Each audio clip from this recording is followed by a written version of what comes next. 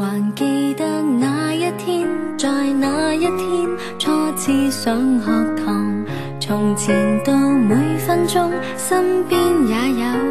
父母在旁，終於天與地需要獨自往，兩手必須放，但我不想放，邊哭一邊回望。然後到這一天，在這一天走出世界，早告別學堂。人大了，我應當一早慣了，沒有護航，偏偏很幼稚。一有壞狀況，就會想歸去父母親的堡壘，不管麻煩事幹，不要走。即使敲響你別放開手，成年後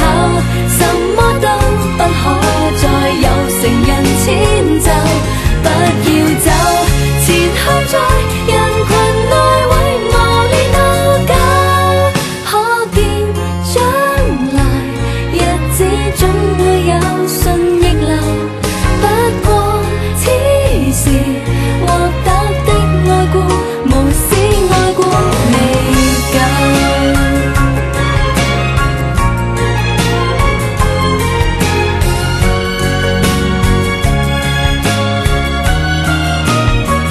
凡事也要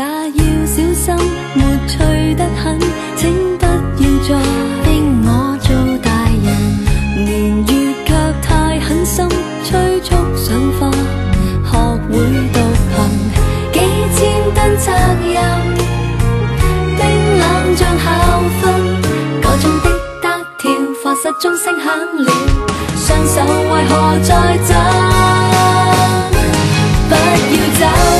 大鐘即使敲響，你別放開手，成年後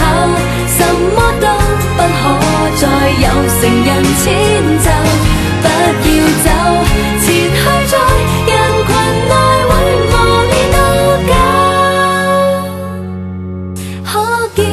將來日子總會有順逆流，不過此時獲得的愛顧無私。